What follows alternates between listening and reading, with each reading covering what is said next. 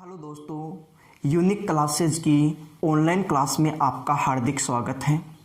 जैसा कि आप लोगों को पता है, नंबर सिस्टम अपना टॉपिक चल रहा है और उसमें जो हम पढ़ रहे हैं इकाई का अंक।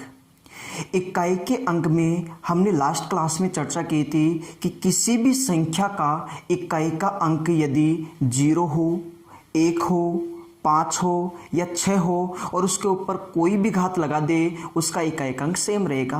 मतलब 0 का 0 रहेगा, 1 का 1 रहेगा, 5 का 5 रहेगा, 6 का 6 रहेगा। इसके आगे हमने पढ़ा था कि 4 के लिए 2 कंडीशन बन सकती हैं और 9 के लिए भी 2 कंडीशन बन सकती है।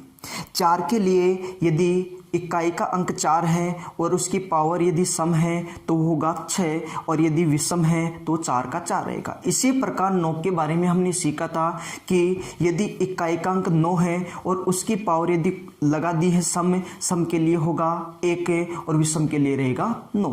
इसके अलावा भी हमने पढ़ा था कि इकाई के स्थान पे यदि 2 हो, 3 हो, 7 हो या 8 हो, इसके लिए हम क्या करते हैं कि घात में 4 का भाग देते हैं और शेषफल निकालते हैं और शेषफल को घात में लगा देते हैं।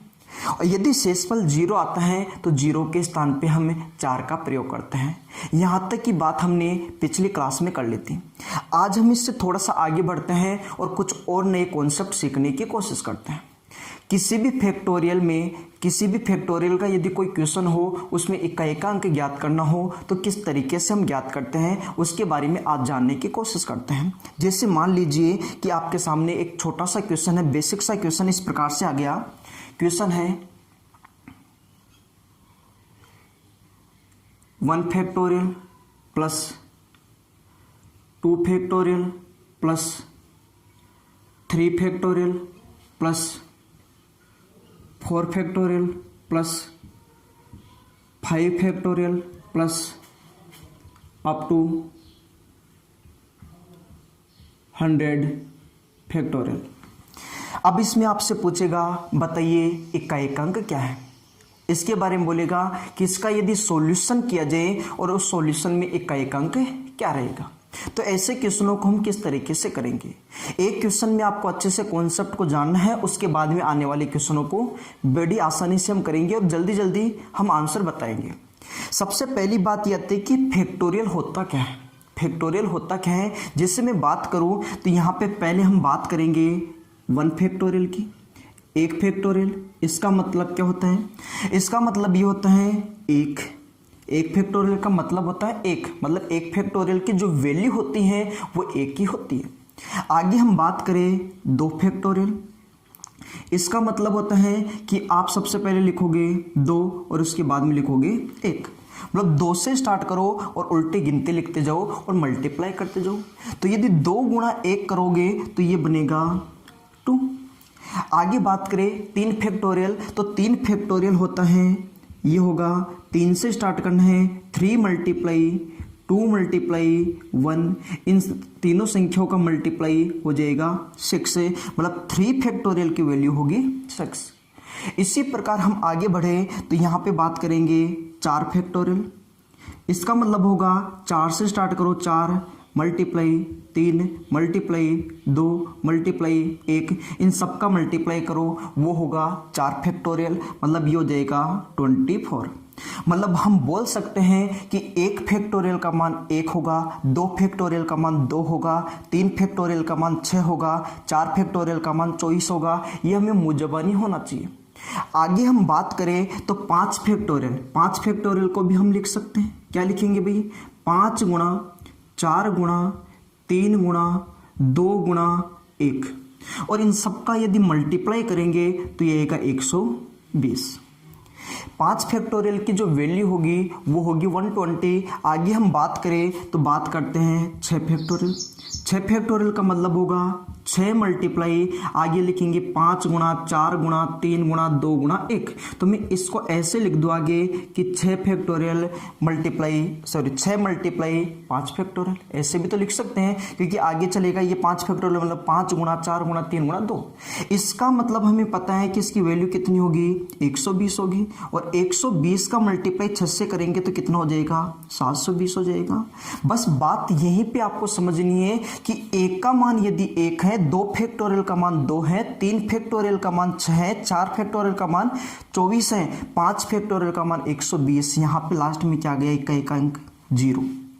5 फैक्टोरियल में इक्का एक अंक 0, 6 फैक्टोरियल में भी इक्का एक अंक क्या होगा 0 होगा, क्योंकि यदि एक बार यदि 0 बन गया तो आगे कंटिन्यू 0 ही बनेगा। तो कभी भी यदि फैक्टोरियल का क्वेश्चन आता है तो हमें केवल और केवल 4 तक सोल्व करना है, 4 से आगे हमें सोल्व नहीं करना है, उसको इग्नोर कर देना है। क्यों? क्योंकि हमें पता है कि 5 फैक्टोरियल में इक्का एक अंक 0 होगा, 6 फैक्टोरियल में इक्का एक अंक 0 होगा, 7 फैक्टोरियल में इक्का एक अंक 0 होगा, 8 फैक्टोरियल में इक्का एक अंक 0 होगा, आगे आने वाले सभी फैक्टोरियल में इक्का एक अंक 0 होगा। इसलिए आगे वाली संख्याओं को हम सोल्व नहीं करेंगे। तो इतना सा आपको ध्यान रखना है कि जब भी इस टाइप का कोई क्वेश्चन आता है जो फैक्टोरियल से संबंधित है तो आपको केवल 1 फैक्टोरियल, 2 फैक्टोरियल, 3 फैक्टोरियल और 4 फैक्टोरियल, 4 तक फैक्टोरियल को सोल्व करना है, आगे के फैक्टोरियल को सोल्व नहीं करना है, क्योंकि आगे सब में 0 बनेगा और 0 जोड़ने से कोई मतलब ही नहीं है, वो तो 0 का 0 ही रहेगा। तो हम यहाँ पे ये बोल सकते हैं कि हमें केवल सोल्व किसको करना है, 1 को, 2 को, 3 को, 4 को, हम 5 से आगे, 5 या 5 से आगे को सोल्व नहीं करेंगे। जब भी कोई फैक्टोरियल का क्वेश्चन होगा और उसमें हमें इक्का का अंक पूछा गया होगा तो उसमें हमें 5 फैक्टोरियल या उससे आगे को सोल्व नहीं करेंगे, सोल्व करेंगे 1 से लेकर 4 तक।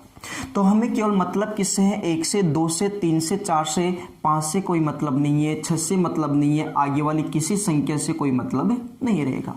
केवल अपना क्वेश्चन यहां से लेकर यहां तक का बचेगा। जब भी फैक्टोरियल का क्वेश्चन होगा तो 1 से लेकर 4 तक आपको सोल्व करना है, क्योंकि आगे के फैक्टोरियल में इक्का एक अंक हमेशा 0 होगा।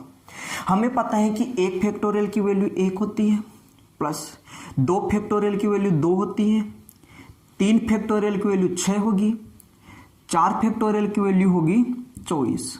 लेकिन हमें क्या चाहिए, इक्का एक अंक चाहिए। तो इक्का एक अंक चाहिए तो हमें 2 से कोई मतलब नहीं है, 2 को भी हम हटा देंगे, केवल इक्का एक के अंक की चर्चा करेंगे।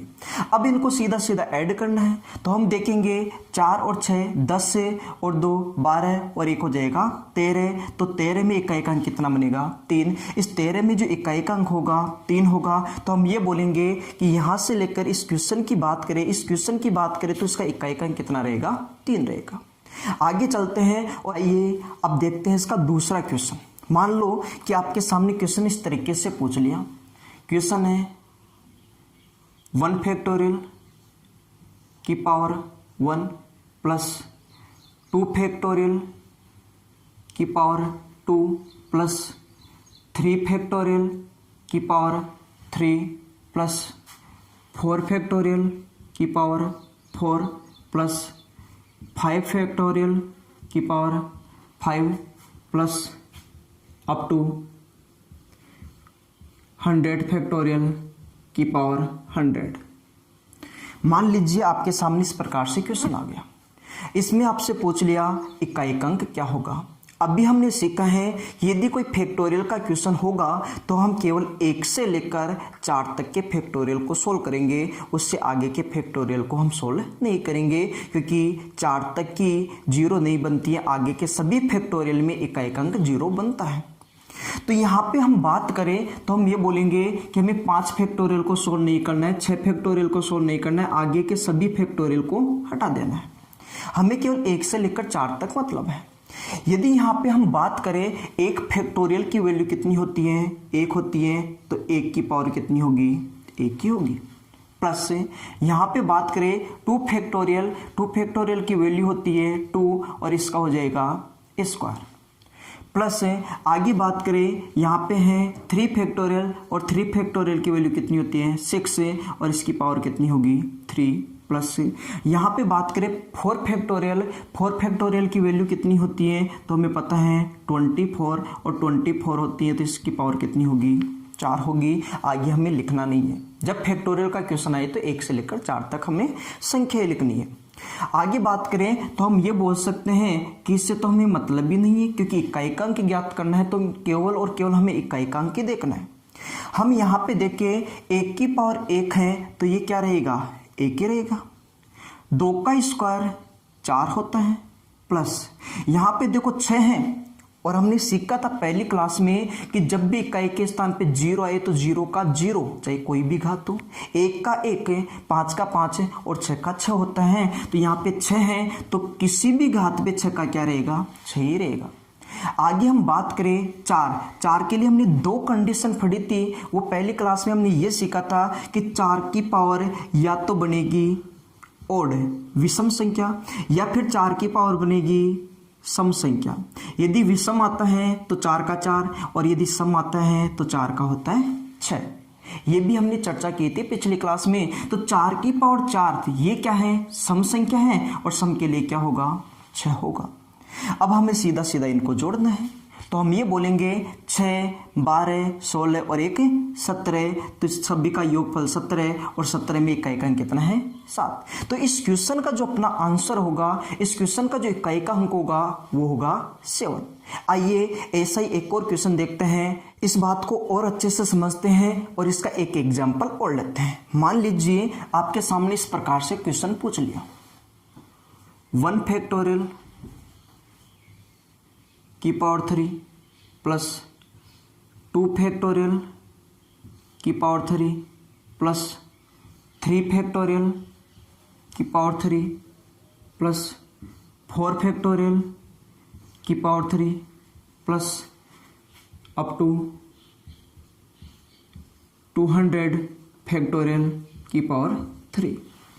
मान लीजिए इस क्वेश्चन में आपसे पूछ लिया कि इकाइकांक क्या होगा, तो अब इसका इकाइकांक किस तरीके से ज्ञात हम करेंगे वो हमें बताना है। तो हमें पता है कि जब भी कोई फैक्टोरियल का क्वेश्चन आता है तो हमें 1 से लेकर 4 तक सोल्व करना है, 4 से आगे को सोल्व नहीं करते हैं। तो यहाँ पे हम बात करें तो यहाँ पे 4 तक सोल्व करना है, इससे आगे को हम वैसे ही हटा देंगे क्योंकि आगे में तो इकाइकांक क्या होगा, 0 होगा। यहाँ पे हम बात करें 1 फैक्टोरियल की वैल्यू 1 होती है, इसका हो जाएगा क्यूब, प्लस 2 फैक्टोरियल की वैल्यू 2 ही होगी, इसकी पावर होगी 3, प्लस 3 फैक्टोरियल का मतलब होगा 6 पावर 3, प्लस 4 फैक्टोरियल का मतलब होगा 24 की पावर हो जाएगी 3। यहाँ तक हमने काम किया। हमें पता है कि यहाँ से ये 2 तो हट जाएगा क्योंकि इकाइकांक ज्ञात करना है अपने को, तो इकाइकांक से मतलब रहेगा। यहाँ पे हम बात करें 1 का क्यूब 1 होगा, 2 का क्यूब 8 होता है, 6 के ऊपर कोई भी घात लगाओ हमेशा 6 बनेगा। अभी हमने सीखा था 4 की पावर यहाँ पे सम होती तो 6, विषम है तो 4 का 4 रहेगा।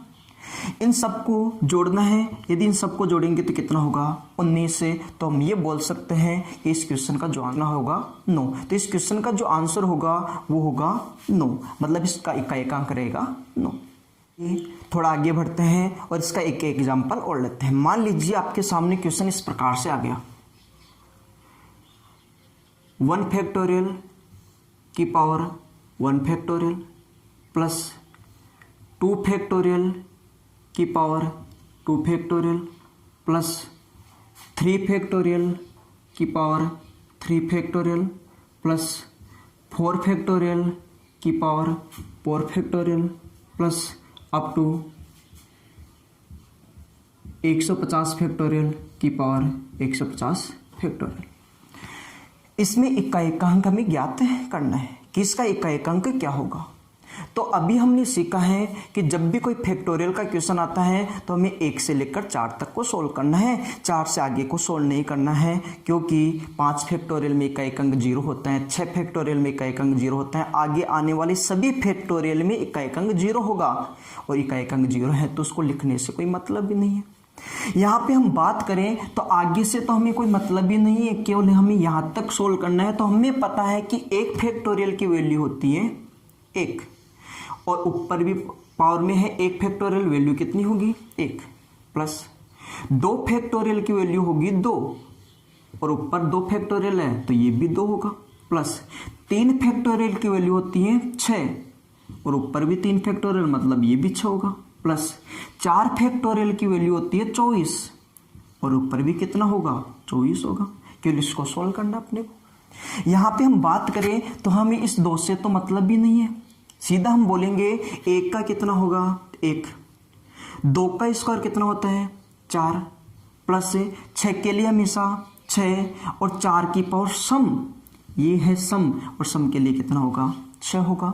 तो हम सीधा ये बोलेंगे कि इन सभी का योगफल कर लीजिए, इन सभी का योगफल करोगे तो कितना जाएगा 17 और 17 में इकाई अंक कितना होगा 7। तो इस क्वेश्चन का आंसर होगा 7। बात को और अच्छे से कंप्लीट करने की कोशिश करते हैं और इसका एक एग्जांपल और लेते हैं। मान लीजिए आपके सामने क्वेश्चन इस प्रकार से आ गया कि 1 फैक्टोरियल की पावर 100 प्लस 2 फैक्टोरियल की पावर 99 प्लस 3 फैक्टोरियल की पावर 98 प्लस 4 फैक्टोरियल की पावर 97 प्लस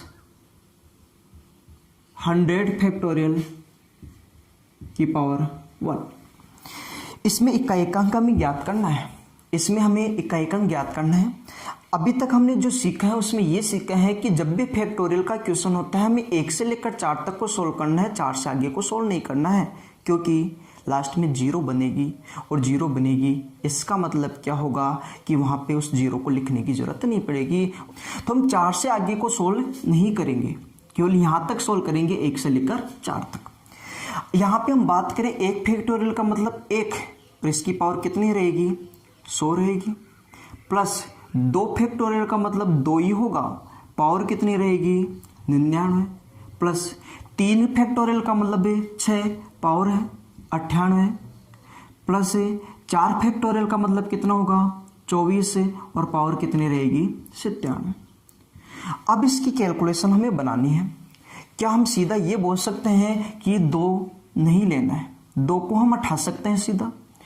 अब यहाँ पे हम बोले 1 का हमेशा 1 होगा, यहाँ पे बात करें 6 का हमेशा 6 होगा, प्लस 4 की बात करें 4 की पावर विषम और विषम होता है तो 4 का 4 रहता है। अब बात केवल किसकी करनी है 2 की करनी है। तो 2 वाले में हमने कल सीखा था जब भी इकाइकांक 2 होता है 3 होता है 7 होता है या फिर 8 होता है तो हम हमेशा क्या करते हैं कि यहाँ पे इकाइकांक 2 है तो 2 का 2 और घात में किसका भाग देते हैं 4 का भाग देते हैं। ये हमने कल की क्लास में सीखा था कि इसमें 4 का भाग दे दीजिए। यदि 4 का भाग दोगे तो ये आएगा 96 से और हम बोलेंगे कि यहाँ पे जो रिमाइंडर रहेगा वो कितना रहेगा 3। हमें केवल रिमाइंडर देखना है, इसका रिमाइंडर कितना रहेगा 3 रहेगा तो यहाँ पे 2 की पावर कितनी रहेगी 3 रहेगी। अब 2 की पावर 3 आ गया, ये 2 की पावर 3 का मतलब कितना होता है 80 तो होता है। इसको सोल्व करो, यदि चारों संख्याओं को जोड़ेंगे तो हो जाएगा 19 और 19 में इकाइकांक क्या है 9, तो अपने इस क्वेश्चन का आंसर क्या रहेगा 9। ये थोड़ा सा आगे बढ़ते हैं और इस बात को और अच्छे से कंप्लीट करने की कोशिश करते हैं। अब इसमें थोड़ा सा चेंज हो सकता है, क्वेश्चन किस प्रकार से चेंज होगा उसकी बात करते हैं। बात को समझने की कोशिश करना। जैसे मान लो कि आपको बोल दिया 232 और इसकी पावर बोल दी आपको 123 फैक्टोरियल और बोल दिया बताइए इसका इकाइकांक क्या होगा। मान लीजिए कि आपके सामने क्वेश्चन ही आ गया और इसके बारे में बोला है कि इसका इकाइकांक क्या होगा। अब जो हमने फैक्टोरियल लगाए हैं वो लगाए हैं घात में। जब घात में फैक्टोरियल होगा तो हमें ये ध्यान रखना है कि घात यहाँ पे है 2 तो 2 को तो ऐसे कैसे रखेंगे, यहाँ पे इससे मतलब नहीं है, इससे मतलब नहीं है। इकाइकांक 2 है तो 2 का 2 रहेगा। अब घात में किसका भाग देंगे 4 का, लेकिन आप थोड़े से आगे पहुंचोगे तो हमें पता है कि 1 फैक्टोरियल की वैल्यू कितनी होती है 1, 2 की वैल्यू 2, 3 की वैल्यू 6, 4 की वैल्यू 24, 5 की वैल्यू कितनी होती है 120, 6 की वैल्यू कितनी होती है 720। अभी हमने सीखा था ये 1 फैक्टोरियल की वैल्यू है, ये 2 फैक्टोरियल की वैल्यू है, ये 3 फैक्टोरियल की वैल्यू है, ये 4 फैक्टोरियल की वैल्यू है, ये 5 फैक्टोरियल की वैल्यू है, ये 6 फैक्टोरियल की वैल्यू है।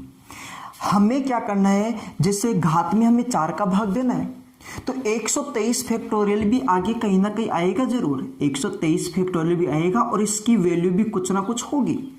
अब वैल्यू क्या होगी वो निकालना पॉसिबल नहीं है, वो एक बहुत बड़ी वैल्यू होगी, निकालना पॉसिबल नहीं है। तो एक छोटी सी बात समझने की कोशिश करना, 1 फैक्टोरियल 1 इसमें 4 का भाग नहीं जाता है, 2 फैक्टोरियल 2 इसमें 4 का भाग नहीं जाता है, 3 फैक्टोरियल 6 4 का भाग जाता तो है लेकिन पूरा पूरा नहीं जाता है, 1 में नहीं जाता है, 2 में नहीं जाता है, 3 फैक्टोरियल में भी 4 का भाग पूरा पूरा नहीं जाता है, लेकिन 3 फैक्टोरियल से आगे 4 फैक्टोरियल 24 में 4 का पूरा पूरा भाग जाता है, और पूरा पूरा भाग जाने का मतलब शेषफल 0 रहेगा, पूरा पूरा भाग जाने का मतलब शेषफल 0 रहेगा। 4 फैक्टोरियल 24 में 4 का पूरा पूरा भाग जाएगा, मतलब इसके लिए शेषफल कितना रहेगा 0। 5 फैक्टोरियल 120 में 4 का भाग पूरा पूरा जाएगा, इसके लिए भी शेषफल कितना रहेगा 0। 6 फैक्टोरियल 720 से इसमें भी शेषफल कितना रहेगा 0, क्योंकि इसमें भी 4 का भाग जाएगा। आपको ये ध्यान रखना है कि 4 फैक्टोरियल या इससे आगे के सभी फैक्टोरियल में 4 का पूरा पूरा भाग जाता है। जैसे मैं आपसे बोलूं कि मान लीजिए मैंने आपके सामने लिखा 7 फैक्टोरियल और मैं बोलूं इसमें 4 का भाग देंगे तो शेषफल कितना आएगा, तो हम बोलेंगे 7 फैक्टोरियल में तो 4 का पूरा पूरा भाग जाएगा, क्योंकि 4 फैक्टोरियल या उससे आगे के सभी फैक्टोरियल में 4 का पूरा पूरा भाग जाता है। इसकी वैल्यू निकाल के हम 4 का भाग देंगे तो पूरा पूरा जाएगा, मतलब शेषफल यहाँ से क्या बचेगा 0। या फिर इस बात को ऐसे बोल दूँ कि 7 फैक्टोरियल का मतलब 7 multiply 6 multiply 5 multiply 4 multiply 3 multiply 2 multiply 1 होता है, और इसमें हमें किसका भाग देना है 4 का। 4 से 4 कैंसिल हो गया, क्योंकि 4 आ गया, इसमें 4 आ गया तो 4 से 4 कैंसिल, और कैंसिल होने का मतलब भाग पूरा पूरा गया। मैं आपसे ये बोलूं कि मान लीजिए आपके सामने है 10 फैक्टोरियल और इसमें 4 का भाग दे तो शेषफल कितना आएगा, तो शेषफल कितना आएगा 0 आएगा, क्योंकि इसको भी इसी प्रकार से लिखेंगे, इस प्रकार से लिखेंगे 9 8 7 तो कहीं ना कहीं 4 आएगा और 4 से 4 कैंसिल, मतलब भाग पूरा पूरा जाएगा। तो 4 फैक्टोरियल 5 फैक्टोरियल 6 फैक्टोरियल या आगे के सभी फैक्टोरियल में 4 का पूरा पूरा भाग जाता है। तो कहाँ से भाग जाता है 4 फैक्टोरियल से। मैं आपसे बोलूं क्या 110 फैक्टोरियल में 4 का पूरा पूरा भाग जाता है, तो आपका जवाब होगा जाएगा। 72 फैक्टोरियल में जाएगा तो जाएगा, फिर 74 फैक्टोरियल में जाएगा 4 का भाग तो पूरा पूरा जाएगा। तो हम यहाँ पे ये बोलेंगे कि 123 फैक्टोरियल में यदि 4 का भाग देंगे तो हम ये बोलेंगे कि भाग पूरा पूरा जाएगा, और पूरा पूरा जाएगा इसका मतलब शेषफल क्या रहेगा 0। पूरा पूरा भाग जाएगा इसका मतलब शेषफल कितना रहेगा 0। और हमने कल सीखा था यदि कभी भी शेषफल 0 आता है, 4 का भाग देने पर शेषफल 0 आता है तो 0 के स्थान पे हम प्रयोग करते हैं 4 का। यदि शेषफल यहाँ पे 0 आ गया, 123 फैक्टोरियल में 4 का पूरा पूरा भाग गया, शेषफल 0, तो 0 के स्थान पे 4 का प्रयोग, और 2 की पावर 4 कितना होता है 16, और 16 में का एकांक कितना रहेगा 6। तो अपने इस क्वेश्चन का आंसर कितना रहेगा 6। थोड़ा सा आगे बढ़ते हैं और एक एग्जाम्पल से इस बात को और अच्छे से क्लियर करने की कोशिश करते हैं। मान लीजिए कि आपके सामने क्वेश्चन ये आ गया 123 की पावर 27 फैक्टोरियल मल्टीप्लाई 234 की पावर 35 फैक्टोरियल मल्टीप्लाई 256 की पावर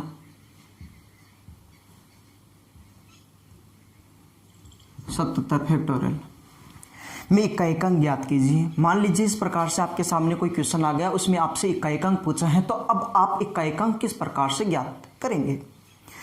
हमें पता है कि हम 3 स्टेप में इस क्वेश्चन को सोल्व कर लेते हैं, इसका इकाइकांक निकाल लेते हैं, इसका इकाइकांक निकाल लेते हैं, इसका इकाइकांक निकाल लेते हैं और तीनों को मल्टीप्लाई कर देंगे।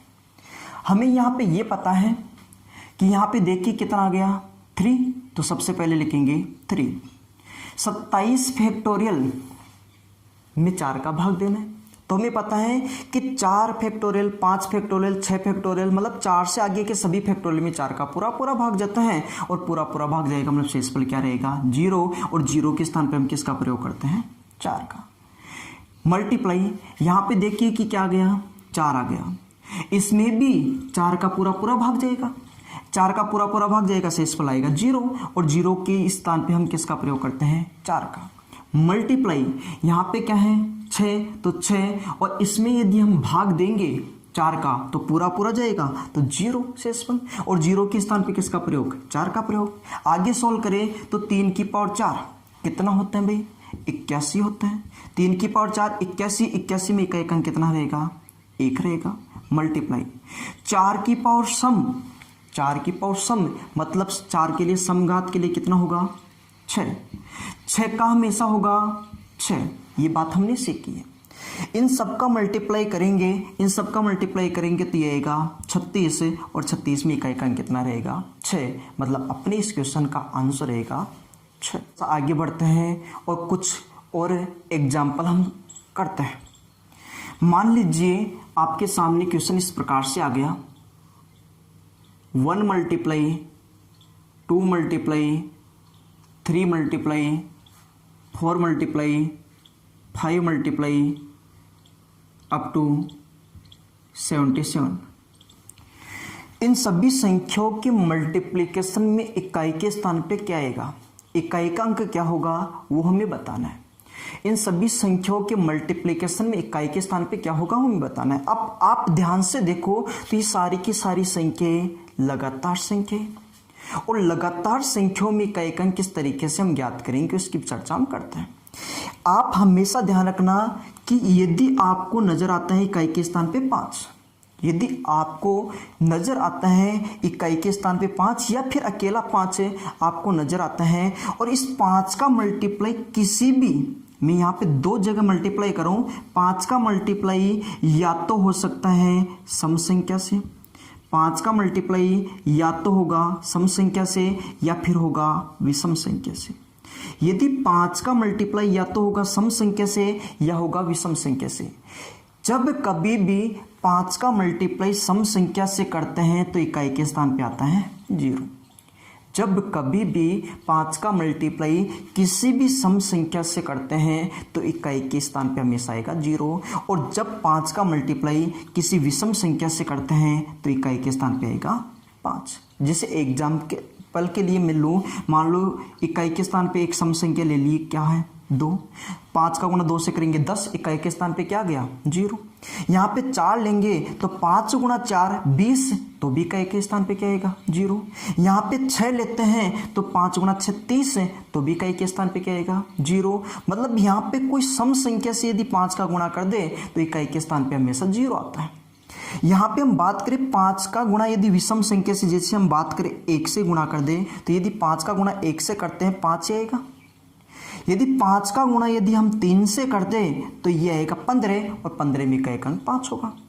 हम बात करें 5 का गुणा 5 से कर दे तो 25, तो इकाई अंक 5 आएगा। मतलब ध्यान ये रखना है कि 5 का गुणा जब कभी भी सम संख्या से करते हैं इकाई के स्थान पे 0, और विषम संख्या से करने पे 5 ही आता है। यहाँ पे हम बात करें तो आपको पता है कि 5 दिखाई दे रहा है। यदि यहाँ पे 5 है और 5 है तो यदि इस 5 का गुणा किसी भी सम संख्या से हो जाएगा तो हमेशा फिर इकाई का अंक 0 ही रहेगा, क्योंकि 0 का गुणा किसी से भी कर दो हमेशा 0 रहता है। तो हम ये बोलेंगे 5 का गुणा, देखो यहाँ पे क्या आ गया 4 आ गया, 2 भी आ गया, बहुत सारी सम संख्या है। तो 5 का गुणा किसी भी सम संख्या से होगा तो क्या आएगा 0 होगा।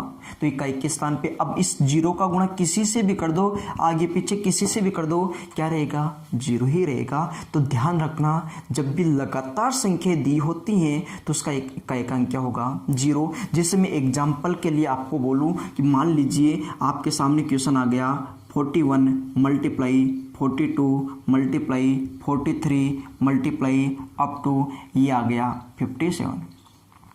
आपसे बोल दिया बताइए इन सभी संख्याओं के मल्टीप्लिकेशन में इकाई के स्थान पे क्या होगा, तो हम समझ गए कि यहाँ पे देखोगे 43 के बाद में 44 आएगा, 45 एक संख्या 45 भी बनेगी, और 45 में इकाई के स्थान पे क्या है 5 है। और इस 5 का मल्टीप्लाई किसी भी सम संख्या से कर दो, जैसे मान लो इस 2 से कर दो, तो इकाई के स्थान पे क्या आएगा 0 रहेगा। अब 0 का गुणा किसी से भी करो, इकाई के स्थान पे क्या रहेगा 0 ही रहेगा। तो ध्यान ये रखना है कि जब भी लगातार संख्याओं के मल्टीप्लिकेशन आपको दे रखा है, उसमें आपसे इकाई का अंक पूछा है, तो हमेशा क्या होगा वो 0 होगा। आइए इस बात को और अच्छे से कंप्लीट करते हैं और इसका एक एग्जाम्पल और लेते हैं। मान लीजिए कि आपके सामने क्वेश्चन इस प्रकार से आ गया।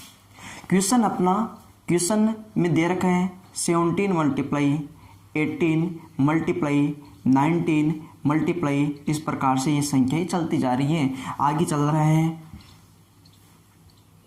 27 मल्टीप्लाई 28 प्लस 3। आपको पूछ लिया, बताइए इस का इकाईकांक क्या होगा, इस जो पर्टिकुलर क्वेश्चन का इकाईकांक क्या रहेगा। तो सबसे पहले हम ये बोलेंगे कि यहां से लेकर यहां तक यदि इस क्वेश्चन को देखा जाए, यदि 17 से लेकर 28 तक देखा जाए, तो सभी संख्या लगातार संख्या हैं और उनका मल्टीप्लाई हो रहा है। तो लगातार संख्याओं के मल्टीप्लिकेशन में इकाईकांक हमेशा 0 होता है, क्योंकि यहां पे आगे देखोगे क्या आएगा 20 और 20 में क्या गया 0, और 0 आ गया तो ये तो हमेशा ही क्या रहेगा 0। मतलब यहां तक की बात करें तो यहां तक का इकाईकांक तो क्या रहेगा 0, और आगे कितना रहेगा 3 रहेगा। यदि इन दोनों को ऐड करें तो कितना आएगा 3, तो अपना जो आंसर होगा वो कितना रहेगा 3 रहेगा। आइए इस बात को थोड़ा सा और अच्छे से कंप्लीट करते हैं और इसका एक छोटा सा उदाहरण और लेते हैं। मान लीजिए कि आपके सामने क्वेश्चन इस प्रकार से पूछ लिया। क्वेश्चन दे रखा अपने को 51 मल्टीप्लाई 52 मल्टीप्लाई 53 मल्टीप्लाई 69 माइनस 3। आपसे पूछ लिया, बताइए इसमें इकाईकांक क्या रहेगा। तो आप ये बोलोगे कि ध्यान से देखा जाए इस क्वेश्चन में, तो ये 51 से लेकर 69 तक ये सारी की सारी संख्याएं लगातार संख्या हैं और इनका मल्टीप्लिकेशन दे रखा है। मतलब इनको मल्टीप्लाई किया जा रहा है। यदि लगातार संख्याओं को यदि मल्टीप्लाई करते हैं तो इसका इकाईकांक कितना रहेगा 0 रहेगा। तो इसका इकाईकांक 0 माइनस कितना रहेगा 3, तो ये कितना आ गया माइनस का 3। लेकिन कल की क्लास में हमने सीखा था कि कभी भी इकाई का अंक नेगेटिव नहीं होता है, ऋणात्मक नहीं होता है, माइनस में नहीं होता है, और यदि माइनस में आ भी जाए तो हम हमेशा 10 में से घटाते हैं। तो यहाँ पे लिखेंगे 10, और 10 में से 3 घटाए कितना होगा 7। तो जो अपना आंसर रहेगा वो कितना रहेगा 7 रहेगा। इतनी बात मैं मानता हूं कि आपको अच्छे से समझ में आ गई होगी कि जब भी लगातार संख्याओं का मल्टीप्लिकेशन आपको दे रखा है तो उसका इकाईकांक कितना रहेगा 0 रहेगा। आगे इस बात को और लेके चले। मान लो कि आपके सामने क्वेश्चन इस प्रकार से आ गया। मान लीजिए आपके सामने क्वेश्चन आ गया 1 मल्टीप्लाई 3 मल्टीप्लाई 5 मल्टीप्लाई 7 अप टू 79।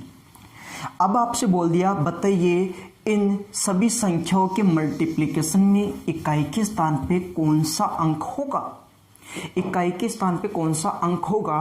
तो आप फिर इस क्वेश्चन का आंसर किस तरीके से दोगे। तो हम इस प्रकार से बोल सकते हैं कि यहाँ पे देखो 1 है, 3 है, 5 है, 7 है, 9 होगा, 11 होगा, 13 होगा, इस प्रकार से चल रहा है 79। मतलब ये सभी संख्याएं विषम संख्याएं हैं, ये सभी संख्याएं विषम संख्याएं हैं। और विषम संख्याओं में क्या गया 5, और यहाँ पे आगे भी क्या रहेगी विषम, पीछे भी क्या रहेगी विषम। तो इस 5 का मल्टीप्लाई किससे होगा विषम से। और अभी बोला था मैंने कि 5 का मल्टीप्लाई किसी भी विषम संख्या से करने पे इकाईकांक हमेशा क्या रहेगा 5 रहेगा।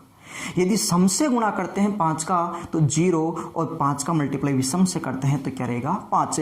तो यहाँ पे देखोगे लगातार विषम संख्या, केवल कौन सी है विषम संख्या, लगातार विषम संख्याओं के मल्टीप्लिकेशन में इकाई के स्थान पे जो अंक आता है वो हमेशा कितना आता है 5 आता है। लगातार विषम संख्याओं के मल्टीप्लिकेशन में जो इकाईकांक होगा हमेशा क्या होगा 5। तो हम आंख बंद करके भी इसका आंसर लिखे तो क्या रहेगा 5। यदि इस बात को और अच्छे से क्लियर करें, मान लीजिए आपके सामने क्वेश्चन ये आ गया 27 मल्टीप्लाई 29 मल्टीप्लाई 31 मल्टीप्लाई 33, इस प्रकार से चल रहा है। मान लीजिए ये लास्ट में है 47, और प्लस है 2। आपसे पूछ लिया बताइए इसका इकाई अंक क्या होगा। तो अभी हमने सीखा है यदि यहां से लेकर यहां तक की बात करें, ये सभी संख्या कैसी है, विषम संख्या हैं और लगातार है विषम संख्या, लगातार है विषम संख्याओं में जब लगातार विषम संख्या देता है उसमें इकाई अंक देख के तो सीधा हम बोल सकते हैं 5 होगा और प्लस में कितना रहेगा 2। 5 और 2 कितना हो जाएगा 7, मतलब है इसका जो इकाई अंक होगा वो कितना होगा 7 होगा। थोड़ा आगे बढ़ते हैं और एक शानदार सा क्वेश्चन लेते हैं। क्वेश्चन है अपने पास से 2 की पावर 3 की पावर 4 मल्टीप्लाई 3 की पावर 4 की पावर 5 मल्टीप्लाई 4 की पावर 5 6 5 की पावर 6 7 6 की पावर 7 8 7 की पावर 8 9 और 8 की पावर है 9 की पावर 10। इसमें आपको बताना है कि इकाई अंक क्या होगा, इसमें बताना आपको इकाई अंक क्या होगा। एक अच्छा क्वेश्चन है, शानदार क्वेश्चन है, लेकिन इस क्वेश्चन का आंसर आप केवल 1 सेकंड में बता सकते हो। अब आपको इस क्वेश्चन का आंसर करना है, सबसे पहले तो हमें सीखना है कि इस क्वेश्चन का आंसर किस तरीके से देना है। क्या हमने सीखा है पहली क्लास में कि यदि इकाई के स्थान पे 0 1 5 या 6 आ जाए तो उसके ऊपर कितनी भी घात लगा दो हमेशा क्या रहेगा सेम, 0 का 0, 1 का 1, 5 का 5 और 6 का 6 ही होता है। आगे हमने सीखा था 4 के लिए 2 कंडीशन, 9 के लिए 2 कंडीशन, 2 3 7 8 उसके लिए 4 का भाग देना था। यहाँ पे हम बात करें, देखो यहाँ पे हमें दिखाई दे रहे हैं 5। अब 5 इकाई के स्थान पे या 5 ही है तो 5 की पावर तो कुछ भी लगा लो, इकाई का अंक हमेशा क्या रहेगा 5 ही रहेगा। 5 की पावर कुछ भी लगा लो, इकाई के स्थान पे क्या रहेगा 5 ही रहेगा। आगे हमें पता है कि यहाँ पे क्या आ गया 6 आ गया। अब 6 की पावर भी कुछ भी लगा लो, 6 का भी क्या रहेगा 6 रहेगा। 5 का 5 और 6 का 6। अब आगे इनको कुछ भी लिख दो, यहाँ पे भी कुछ ना कुछ आएगा और यहाँ पे भी कुछ ना कुछ आएगा। लेकिन मुझे पता है कि 5 का गुणा किसी भी सम संख्या से करने पर, 5 का गुणा किसी भी सम संख्या से करने पे यदि इन दोनों का गुणा करेंगे तो ये कितना बनेगा 30 बनेगा और 30 भी इकाई का अंक कितना है 0 है। अब आगे और पीछे किसी से भी गुणा करो कोई फर्क नहीं पड़ेगा। यदि इकाई के स्थान पे एक बार 0 बन गया तो इसका मतलब क्या है इकाई का अंक 0 ही रहेगा तब जब ये संख्या मल्टीप्लिकेशन में हो, क्योंकि ये सारी की सारी संख्याएं गुणा में चल रही हैं तो 0 बन गया और 0 का गुणा आगे पीछे किसी से भी करोगे तो भी क्या बनेगा 0। तो मैं ये समझता हूँ कि यहाँ तक आपको अच्छे से ये बात समझ में आ गई होगी कि हम इकाई का अंक किस तरीके से ज्ञात करते हैं। अगली क्लास में हम ये सीखेंगे कि इकाई के अंक से जो भी क्वेश्चन 2017 से लेकर 20 तक पूछे गए हैं, किसी भी एग्जाम में 17 से 20 तक के जितने अच्छे क्वेश्चन बन सकते हैं वो सारे क्वेश्चन करेंगे हम कल की क्लास में। ठीक है, धन्यवाद।